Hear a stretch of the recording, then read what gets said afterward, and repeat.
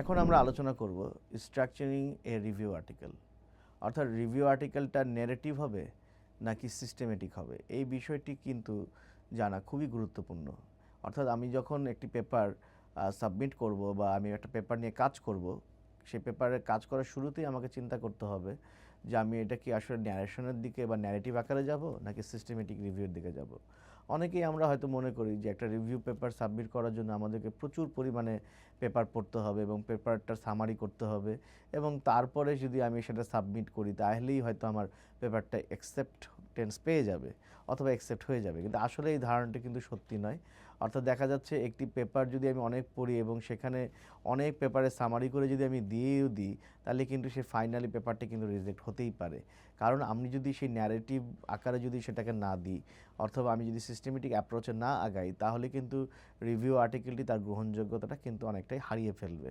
বিশেষ করে পূর্ববর্তী যে জার্নালগুলো আমরা যদি লক্ষ্য করি, ট্র্যাডিশনাল ওয়ে যেটা, সেটা ন্যারেটিভ আমরা যদি আলোচনা করতে চাই, সেই ন্যারেটিভমূলক আলোচনার ক্ষেত্রে আমি যদি আমার প্রাসঙ্গিকতাটা ঠিক মতো না রাখি, তাহলে কিন্তু আমার পেপারের গ্রহণযোগ্যতাটা অনেকাংশেই চলে যায়।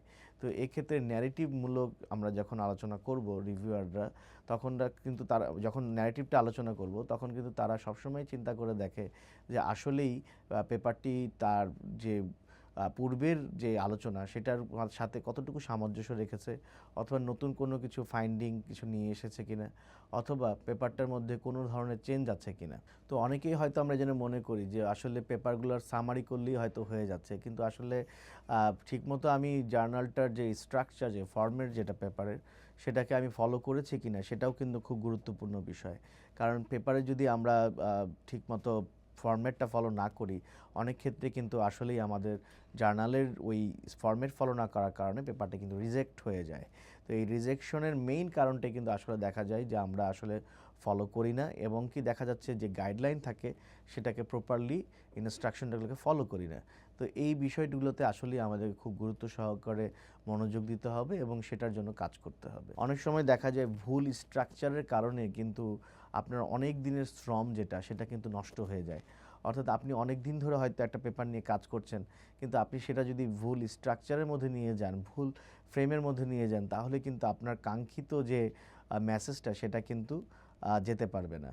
তো এই জন্য কাঙ্ক্ষিত ফ্রেমওয়ার্কে রাখাটা কিন্তু খুবই খুবই গুরুত্বপূর্ণ। তো সাধারণত আমরা যদি ন্যারেটিভ রিভিউ নিয়ে কাজ করি, তো ন্যারেটিভ রিভিউটা আসলে আমাদের ট্র্যাডিশনাল রিভিউ পেপারের মতোই কাজ। তো ট্র্যাডিশনাল রিভিউ পেপারগুলোতে আমরা সাধারণত একটা টপিক সিলেকশনের পরে কি করি, সেটা ডেসক্রিপটিভ অ্যানালাইসিস করি, অথবা প্রত্যেক একটা গল্পের মতো হয়তো আমরা সেটাকে সাজাই।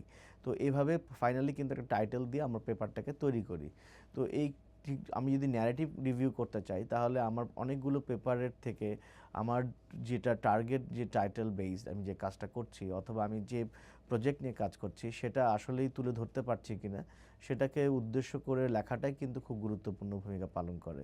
অর্থাৎ আমি সেখানে পূর্বের আমার যে প্রাসঙ্গিকতা পেপারগুলোর, সেগুলোকে তুলে ধরাটাই কিন্তু ন্যারেটিভ যে আমার রাইটিংটা থাকবে সেটার কিন্তু মূল উদ্দেশ্য। এখন এই ক্ষেত্রে যারা একদম ক্যারিয়ারের শুরুর দিকে আছেন এবং হাই ইম্প্যাক্ট ফ্যাক্টর জার্নালে পাবলিশ করতে চান, তাদের জন্য কিন্তু সিস্টেমেটিক রিভিউটা খুব গুরুত্বপূর্ণ, এবং এক্ষেত্রে ম্যাথোলজি জিনিসটা কিন্তু খুব গুরুত্ব সহকারে দেখতে হবে। কারণ উইদাউট ম্যাথোডোলজি এবং প্রপার মেথড আসলে আমরা কিন্তু আমাদের পেপারটাকে কাঙ্ক্ষিত যে প্ল্যাটফর্ম সেখানে কিন্তু নিতে পারবো না।